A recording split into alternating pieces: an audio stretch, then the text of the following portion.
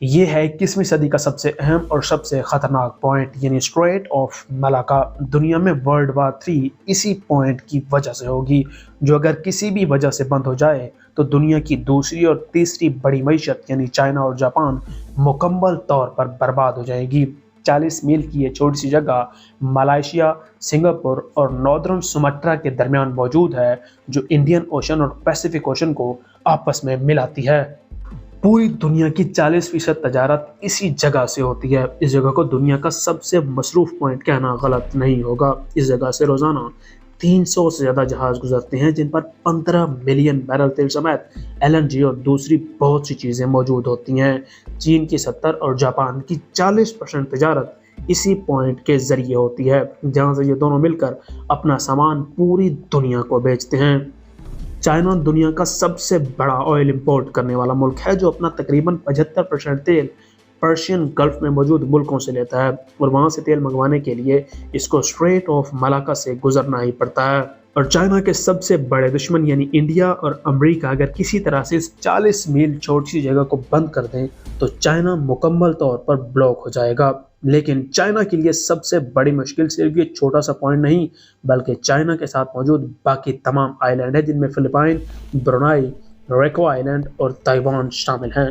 اور چائنا کے لیے سب سے بڑا خطرہ یہ ہے کہ یہ تمام آئی لینڈ امریکہ سے ملے ہوئے ہیں، اور چائنا کو اپنے جہاز پوری دنیا میں بھیجنے کے لیے کسی نہ کسی طرح سے ان تمام ملکوں سے گزرنا ہی پڑتا ہے۔ اور یہ سبھی آئی لینڈ اور ملک ساؤتھ چائنا سی کے مختلف حصوں کو اپنا مانتے ہیں، لیکن چائنا اس پورے سمندر کو صرف اپنا حصہ قرار دیتا ہے، اور اسی وجہ سے تمام ملک اور چائنا ایک دوسرے کے ساتھ کشیدگی اختیار کیے ہوئے ہیں، جس کی وجہ سے تمام ملک چائنا کے خلاف اکٹھے ہیں، اور امریکہ اسی کشیدگی کا فائدہ اٹھاتے ہوئے ان تمام ملکوں کو سپورٹ کرتا ہے۔ اس سمندر پر چائنا کا قبضہ ہونے کا مطلب یہ ہے کہ پوری دنیا سے آنے والے تمام جہاز اسی جگہ پر صرف چائنا ہی کنٹرول کر سکتا ہے، جس کو امریکہ کبھی بھی برداشت نہیں کرتا۔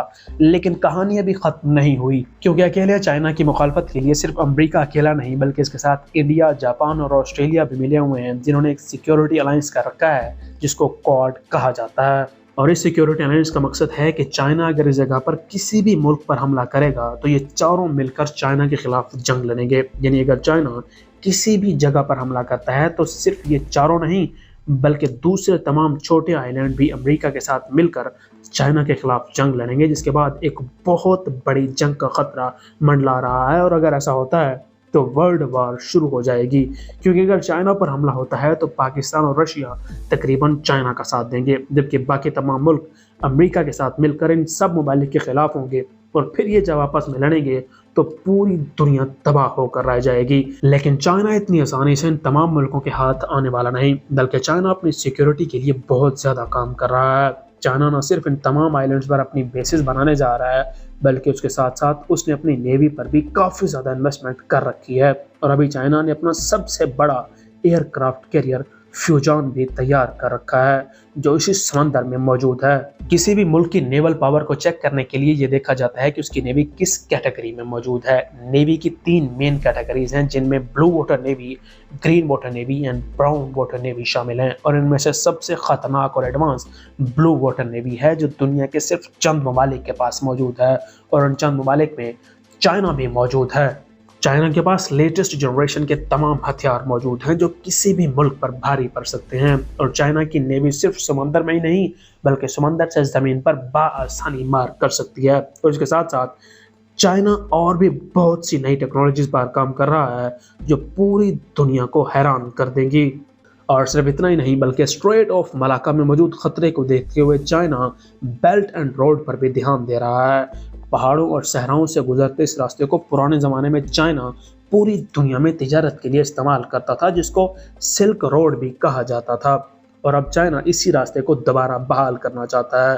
پاکستان میں موجود سی پیک بیلٹ اینڈ روڈ کے منصوبے کا حصہ ہے، اور گوادر پورٹ کی صورت میں چائنا کو ایک سیف اور چھوٹا روٹ بھی مل چکا ہے، اور اس کا اسٹریٹ آف ملاکا پر انحصار کم ہوتا جا رہا ہے۔ اور یہی وجہ ہے کہ چائنا پاک چین دوستی کے گن گاتا ہے، کیونکہ پاکستان میں پاکستان سے زیادہ چائنا کا مفاد ہے۔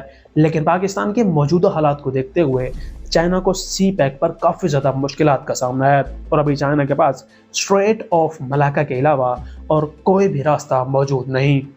और इसी वजह से चाइना को एक बहुत बड़े नुकसान का खतरा है, क्योंकि अमेरिका जैसे के इत्तेहादी ममालिक में से किसी ने भी इस छोटे से रास्ते को ब्लॉक कर दिया तो चाइना की मईशत तेल के बगैर सिर्फ 3 महीनों तक ही चल सकती है। उसके बाद चाइना मुकम्मल तौर पर कोलैप्स कर जाएगा। इसलिए चाइना को अब एक बहुत बड़ा डिसीजन लेना है, या तो चाइना अपने इस बेल्ट एंड रोड को कामयाब बनाए, सी पैक को कामयाब बनाए, या अमेरिका की बात मान ले, या फिर जापान की तरह अमेरिका पर हमला कर दे, जिस तरह 1940 में जापान ने अमेरिका पर हमला किया था क्योंकि अमेरिका उसको तेल नहीं दे रहा था। लेकिन उसके बाद अमेरिका ने जो जापान का हाल किया वो अब सब लोगों के सामने है, जिसका नतीजा वही 2 एटमी धमाके थे जिनको दुनिया आज भी याद रखती है। लेकिन चाइना अगर अमेरिका पर हमलावर होता है तो चाइना कोई छोटा या कमज़ोर मुल्क नहीं, बल्कि अमेरिका को मुंह तोड़ जवाब देने की भरपूर सलाहियत रखता है।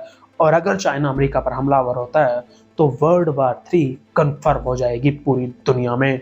अब देखना यह है कि आने वाले कुछ सालों में चाइना किस तरफ जाता है, जिसकी मज़ीद तफसीलात पर भी बात करेंगे। मिलते हैं नेक्स्ट वीडियो में। अल्लाह हाफ़िज़।